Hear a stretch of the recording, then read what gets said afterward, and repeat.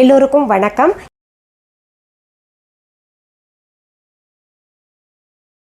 சப்பாத்தி செய்கிறது கஷ்டமாக இருக்கா அவங்களுக்கெல்லாம்? இனிமேல் கஷ்டமே படாதீங்க. நீங்கள் நம்ம ஓய்வாக இருக்கும் பொழுது சப்பாத்திக்கு மாவு பிசைஞ்சு அதை உருட்டிட்டு ஃப்ரீசரில் எப்படி ஃப்ரீஸ் பண்ணணும் அப்படின்றத பற்றி தான் இந்த பதிவில் நம்ம பார்க்க போகிறோம். ஆங்கிலத்தில் சொல்லணும்னா ஹவு டு ஃப்ரீஸ் சப்பாத்தி அப்படின்றத பார்க்க போகிறோம்.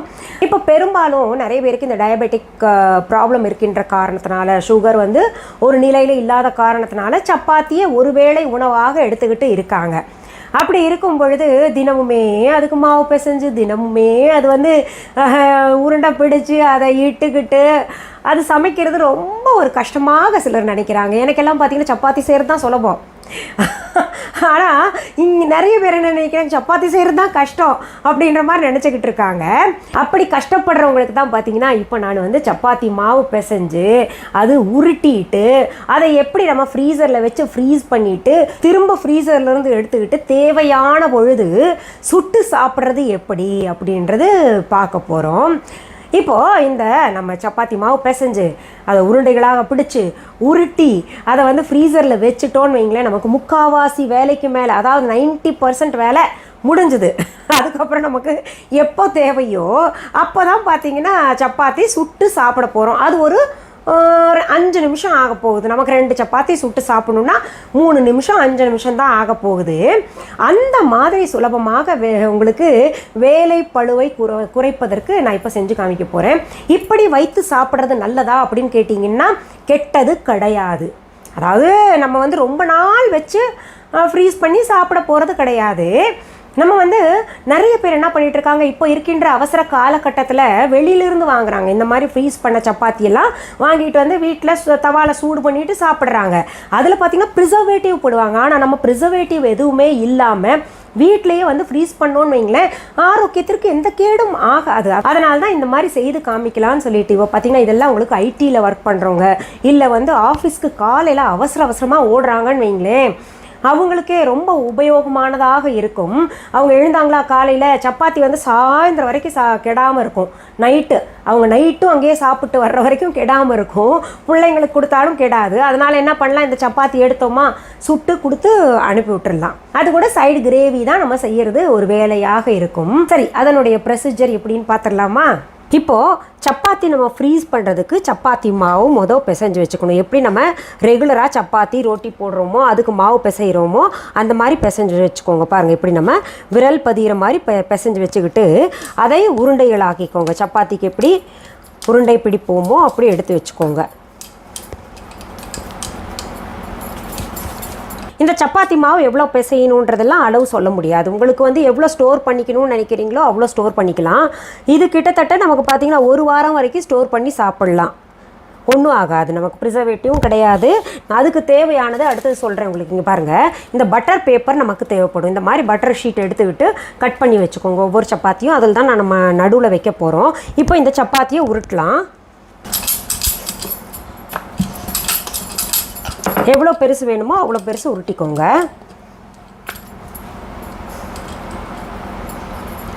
இப்படி எல்லா உருண்டைகளையும் நம்ம உருட்டிக்கலாம். சரி, இப்போ நம்ம சப்பாத்திக்கு மாவு பிசைஞ்சாச்சு, உருண்டைகளாக்கி உருட்டவும் செஞ்சாச்சு. இப்போ சுட்டு எப்படி ஃப்ரீஸ் பண்ண போகிறோம் அப்படின்றது தான் பார்க்குறோம். அப்புறம் ஃப்ரீஸ் பண்ணதுக்கப்புறம் அந்த சப்பாத்தி எந்த நிலமையில் இருக்குது அது ரொம்ப முக்கியம் இல்லையா, அதை பார்க்க போகிறோம். இப்போ இந்த சப்பாத்தி நீங்கள் போடுறது ரொம்ப சாஃப்டாக இருக்கு, எந்த மாவை பயன்படுத்துகிறீங்க அப்படின்னு நிறைய பேர் கேட்டுட்ருக்கீங்க. நான் பார்த்திங்கன்னா இந்த க்ளூட்டன் ஃப்ரீ கொஞ்சம் கம்மியாக, க்ளூட்டன் ஃப்ரீன்னு எந்த இதுவுமே கிடையாது. க்ளூட்டன் ஃப்ரீன்னு போடுவாங்க, ஆனால் கொஞ்சம் ரொம்ப கம்மியாக இருக்கக்கூடியது பார்த்திங்கன்னா இந்த கணக்க கோதுமை மாவுன்னு ஒன்று இருக்குது. அந்த கணக்க கோதுமை மாவு சப்பாத்தி செய்தோம்னா எப்போவுமே ரொம்ப சாஃப்டாக இருக்கும், இன்னொன்று ரொம்ப சுவையாக இருக்கும். அந்த கணக்க கோதுமை மாவை நம்ம viha.online போட்டிருக்கேன். அதை பற்றி நான் உங்களுக்கு சொல்லாத காரணத்தில் நிறைய பேர் பார்க்கலன்னு நினைக்கிறேன். கணக்க வீட் ஃப்ளார் அப்படின்னு இருக்கும், KANAKA அப்படின்னு இருக்கும். கணக்க கோதுமை மாவுன்னு நீங்கள் கேட்டிங்கன்னா அது ரொம்ப ரேராக தான் கிடைக்கும். எனக்குன்னு பார்த்தீங்கன்னா ஒரு இடத்துல சொல்லி அரைச்சி வாங்குறது, மொத்தமாக வாங்கினா தான் அவங்க கொடுப்பாங்க, கொஞ்சம் கொஞ்சம் வாங்கினா கொடுக்கறதில்ல. அதனால் அது நம்ம viha.online இருக்குது. புதுசாக பார்க்குறவங்க viha.online என்ன அப்படின்னு கேட்டிங்கன்னா கூகுளுக்கு போங்க, www.viha.online அப்படின்னு இருக்கும். அது வந்து உங்களுக்கு தம்ப்நெயில்லையே இருக்கும். இன்னொன்று உங்களுக்கு சொல்லிக்கிறேன், அதாவது நிறைய பேர் என்ன பண்ணுறீங்கன்னா, என்னுடைய பதிவு வந்து நோட்டிஃபிகேஷன் கிடைக்க மாட்டேங்குது, எங்களுக்கு நீங்கள் போட்டதே தெரியல அப்படின்றாங்க. நீங்கள் என்ன பண்ணுங்கள், சப்ஸ்கிரைப் பண்ணிவிட்டு பக்கத்துலேயே நோட்டிஃபிகேஷன் பட்டன் இருக்கும், பெல் மாதிரி இருக்கும், கோயில் மணி மாதிரி, அதையும் தொடுங்க. அப்போ தான் பார்த்தீங்கன்னா நான் என்ன பதிவு போட்டாலும் உங்களுக்கு டக்குன்னு வந்து விழும். சரியா? சரி, இப்போது நம்ம இந்த சப்பாத்தி எப்படி சுடணுன்றது பார்த்துடலாம். முழுமையாக சுடக்கூடாது, எப்படி சுடணுன்றது பார்த்துடலாம். இப்போது நம்ம தவா சூடாயிருச்சு. இந்த சப்பாத்தியை உருட்டி வச்சது ஒவ்வொன்றா போட்டு சுட்டு எடுக்கலாம். பாதியாக தான் நம்ம சுடணும். இதில் எண்ணெயும் தடவக்கூடாது, ஒன்றும் போடக்கூடாது. பாருங்கள், இப்படி ஒரு பக்கம் சுட்டுருச்சு இல்லையா? அடுத்தது நம்ம திருப்பி போட்டுக்கலாம். இந்தளவு போதும், இந்தளவு இருக்கணும் நமக்கு, ரொம்ப முழுக்கவும் சுடக்கூடாது. இது மாதிரி பாதி சுட்டு நம்ம சப்பாத்தியும் எடுத்து வச்சுக்கலாம். எல்லா சப்பாத்தியும் அதே மாதிரி பண்ணிக்கலாம். இப்போது நம்ம சுட்ட சப்பாத்திகள் எல்லாம் இப்படி ஒவ்வொன்றா தனியாக வச்சு ஆற விட்டுறணும். அடுத்தது பட்டர் பேப்பர் எடுத்துக்கோங்க. ஒரு பட்டர் பேப்பர் முதல் எடுத்துக்கிட்டு ஒரு சப்பாத்தி இப்படி மேலே வச்சுக்கோங்க. அடுத்தது இன்னொரு பட்டர் பேப்பர் எடுத்துக்கோங்க, இன்னொரு சப்பாத்தி எடுத்து வச்சுக்கோங்க. இதே மாதிரி ஒவ்வொன்றா மேலே வச்சுக்கிட்டு வரணும். இந்த பட்டர் பேப்பர்லாம் சாதாரண ஸ்டேஷ்னரி கடையிலெல்லாம் கிடைக்கும். இப்போது இது மேலே இன்னொன்று வைக்கலாமா அப்படின்னு கேட்டிங்கன்னா வைக்கலாம். அது இப்படி திருப்பி வச்சுக்கோங்க. முடிஞ்சளவு சிங்கிள் பீஸ் வைக்கிறது பாருங்கள். இப்போ அடுத்தது நீங்கள் ஜிப்லாக் கவர் இருந்துச்சுன்னா அது வச்சு பயன்படுத்திக்கோங்க. எப்படி இருக்குன்னா, இந்த மாதிரி கவர் ஒன்று இருக்கும், இப்படி ஜிப்பு போடுற மாதிரி இருக்கும். என்கிட்ட இப்போ ஸ்டாக் இல்லை, தீர்ந்துருச்சு. அது எல்லார்கிட்டையும் இருக்கும்னு சொல்ல முடியாது. அதனால் சாதாரண கவர் எடுத்துகிட்டு தான் நான் இப்போ உங்களுக்கு பேக் பண்ணி காமிக்க போகிறேன். இந்த மாதிரி ஒரு கவர் எடுத்துக்கோங்க.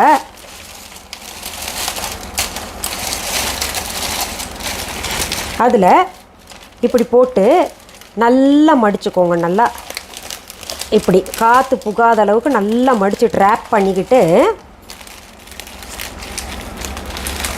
இப்படி ரேப் பண்ணிவிட்டு நீங்கள் ஃப்ரீசரில் கொண்டு போய் வச்சிடலாம். ஃப்ரீசருன்றது ஃப்ரிட்ஜு கிடையாது. பாலெல்லாம் வைப்போம் இல்லையா, ஐஸ் கட்டிகள் எல்லாம் வைப்போம் இல்லையா, அந்த இடத்துல கொண்டு போய் இது வச்சுக்கோங்க. நம்ம சாப்பிட்ணுன்னு நினைக்கிறப்ப என்ன பண்ணணும், இப்படி ரேப் பண்ணி வச்சதை முன்னாடியே நம்ம எடுத்து பேக் வெளியில் வச்சிடணும். எவ்வளோ சப்பாத்தி தேவையோ அப்படி எடுத்து ஒரு 15 நிமிடங்கள் முன்னாடி எடுத்து வெளியில் வச்சுக்கிட்டோன்னா சுட்டு சாப்பிட்றதுக்கு வசதியாக இருக்கும். நெய் அல்லது எண்ணெய் விட்டு சாப்பிட்லாம். அப்படியே சூக்கா சப்பாத்தியாக சாப்பிட்ணுன்னு நினச்சா கூட நல்லா சூடு பண்ணிட்டு தவால சாப்பிட்றலாம். இப்போ நான் ஃப்ரீசரில் இருந்த சப்பாத்தியை கொண்டு வந்துட்டேன். நம்ம என்ன பண்ணோம், பட்டர் பேப்பரில் வச்சு ஒரு பிளாஸ்டிக் கவரில் வச்சு ஃப்ரீசரில் வச்சோம் இல்லையா? இது கிட்டத்தட்ட பார்த்திங்கன்னா 24 மணி நேரங்களுக்கு பிறகு, 24 மணி நேரத்துக்கு மேலேயே ஆயிடுச்சு. ஒரு 30 மணி நேரங்களுக்கு பிறகு தான் இந்த சப்பாத்தி எடுத்திருக்கேன். எடுத்து ஒரு 10 நிமிஷம் நான் வெளியே வச்சேன். அதை ஃப்ரீசர்லேருந்து எடுக்கும்போது பார்த்திங்கன்னா ரொம்ப டெண்டராக இருக்கும். அப்படியே பார்த்திங்கன்னா ரொம்ப கெட்டியாக கடினமாக இருக்கிற மாதிரி இருக்கும். அதை பார்த்து நீங்கள் பயந்துடாதீங்க. இப்போ நான் உங்களுக்கு காமிக்கிறேன் பாருங்கள். இங்கே பாருங்கள், நல்லா மேலே இருந்த ஐஸ் எல்லாம் போயிடுச்சு. கொஞ்சம் சும்மா படர்ந்துருக்கும் இல்லையா, இந்த மாதிரி இதெல்லாம் போயிடுச்சு. இப்போது சப்பாத்தி வெளியில் எடுக்கலாம். இதை இப்போ திறந்தும் பார்க்கலாம்.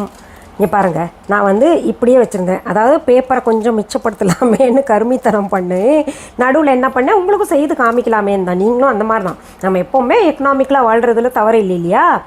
ஒரு பேப்பர்லேயே சப்பாத்தி ஒன்று வச்சு அதுக்கு மேலே இன்னொன்றும் வச்சு அந்த மாதிரி பேப்பர் வச்சுருந்தேன் இல்லையா? அதில் இப்போ பாருங்கள் வச்சதும் நல்லா இருக்குது. பாருங்க, இப்போ கடையில் இப்படி தான் கொடுப்பாங்க உங்களுக்கு இல்லையா? அரை வேக்காடோடு தான் கொடுப்பாங்க. இதை வந்து நீங்கள் எவ்வளவு வேணுமோ ஒரு வாரத்துக்கு வேணுங்கிற அளவுக்கு கூட சுட்டு வச்சுக்கோங்க. எல்லா சப்பாத்தியும் நல்லா இருக்குங்க. பாருங்கள், கொஞ்சம் சில்லிப்பு இருக்கும். இப்போ நம்ம வந்து சுடணும், அவ்வளோதான். இப்போது நீங்கள் எல்லாம் என்கிட்ட நிறைய பேர் கேட்டிருந்தீங்க, நீங்கள் என்ன அடுப்பு யூஸ் பண்ணுறீங்க அப்படின்னு. காஃப் அப்படின்னு போடுங்க, CAFF அப்படின்ற ஒரு அடுப்பு இருக்குது. அது நீங்கள் பயன்படுத்திக்கலாம். ஆனால் இது கொஞ்சம் சுத்தப்படுத்துறது கொஞ்சம் கடினங்க. கரை படிஞ்சுன்னா பாருங்கள், இங்கெல்லாம் கருப்பாக இருக்குல்ல, எவ்வளோ போட்டு தேய்ச்சாலும் போகாது. இன்னொன்று ரொம்ப தேய்ச்சோன்னா ஸ்க்ராச்சஸ் ஆயிரும். கொஞ்சம் பார்த்து வாங்குங்க நீங்கள் வாங்குறப்போ. அதாவது நல்லா மெயின்டைன் பண்ண முடியும்னு நினைக்கிறவங்க வாங்கிக்கலாம். நல்ல அடுப்பு தான். இப்போ பாருங்கள், நம்ம தவா சூடாயிருச்சு நல்லா. அதில் ஒரு சப்பாத்தி போட்டு சுடுறேன் பாருங்கள். நம்ம சாதாரணமாக எப்படி சுடுவோமோ அப்படி தான் சுடணும். நீங்கள் நெய்யோ எண்ணெயோ சேர்த்துக்கோங்க. அப்படி இல்லை எங்களுக்கு எதுவுமே வேண்டான்னு நினைக்கிறவங்க சுக்கா சப்பாத்தியாக சாப்பிட்லாம். அப்படியே நீங்கள் சூடு பண்ணிவிட்டு சாப்பிட்லாம். நல்லா சாஃப்டாகவே இருக்கும். இங்கே பாருங்கள், நம்ம ஃப்ரீசரில் வச்சுருந்தா கூட எப்படி உப்பி வருது பார்த்தீங்களா? எந்த ப்ரிசர்வேட்டிவும் சேர்க்கறதில்ல நம்ம வீட்டில் செய்யும் பொழுது. பாருங்கள் எப்படி உப்பலாக இருக்குது. ஃப்ரீசரில் வச்சதுனால அதனுடைய தன்மையும் ஒன்றும் குறையலை.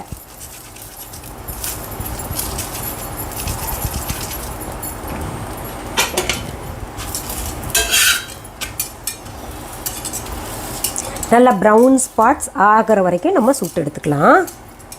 இப்போது நீங்கள் நினைக்கலாம் இது சுட்டு எடுத்த பின்னாடி ஹார்டாக இருக்குமோ என்ன அப்படின்னு. இங்கே பாருங்கள் சாஃப்டாக இருக்குது, ஒன்றுமே ஆகலை. நல்லா எப்படி சப்பாத்தி நம்ம சாப்பிடுவோமோ ரெகுலராக உடனே மாவு பிசைஞ்சு சாப்பிட்றோமோ அதே மாதிரி சாஃப்டாக இருக்கும். இது சாயந்தரம் ஆனால் கூட இதே மாதிரி சாஃப்டாக இருக்கும். இப்போது இந்த பட்டர் பேப்பரை நீங்கள் அப்படியே சுத்தமாக எடுத்து வச்சுக்கலாம். இங்கே பாருங்கள் ஒன்றுமே ஆகலை. நான் அப்படியே எடுத்து வச்சுக்க போகிறேன். அடுத்த முறையும் பயன்படுத்த போகிறேன். நான் இப்போது இது மீதம் இருக்கிற சப்பாத்தியை ஃப்ரீசரில் திரும்ப வைக்க போகிறேன். இது பார்த்தீங்கன்னா இப்போ பல்லவி 2 கேட்டாங்க சுட்டு கொடுன்னு. அவங்க 2க்கு மேலே 1 இல்லாட்டி 2க்கு மேலே சாப்பிட மாட்டாங்க. சரி எடுத்தேன் அப்படியே. ஒரு 36 மணி நேரங்கள் 36 மணி நேரம் இருக்கும் நான் செஞ்சது. எவ்வளோ சாஃப்டாகவே இருக்குது பார்த்தீங்களா. இது கிட்டத்தட்ட நீங்கள் வந்து ஒரு வாரம் வரைக்கும் நல்லா வச்சு சாப்பிட்லாங்க. ரொம்ப நாள் வச்சும் நீங்கள் சாப்பிட வேண்டாம். சாப்பிட்றதுல தவறு கிடையாது. இருந்தால் கூட நான் சொல்கிறேன் மேக்ஸிமம் நம்ம இப்படி பயன்படுத்திக்கலாம். சரி, நான் இத்தனை நேரம் உங்ககிட்ட பேசினேன் தானே. பேசினதுக்கப்புறம் இந்த சப்பாத்தி எப்படி இருக்குன்னு பார்க்கலாமா. பாருங்கள் சாஃப்டாகவே இருக்குது. நல்லா மடிச்சுக்கலாம். ஒரு துணி மடிக்கிற மாதிரி மடிச்சுக்கலாம். சரி, இன்றைக்கி இந்த பதிவில் நம்முடைய வாழ்க்கையை எளிமையாக்க அதே சமயத்தில் ஆரோக்கியமாகவும் சாப்பிடுவதற்கு என்ன செய்யலான்றது பார்த்தோம். சப்பாத்தியை பதப்படுத்துவது எப்படி ஃப்ரீசரில் அப்படின்னு பார்த்தோம் இல்லையா. மீண்டும் அடுத்த பதிவில் வேற ஒரு நல்ல தலைப்போடு உங்களை எல்லாம் சீக்கிரத்தில் சந்திக்கிறேன். அது வரைக்கும் நன்றி, வணக்கம்.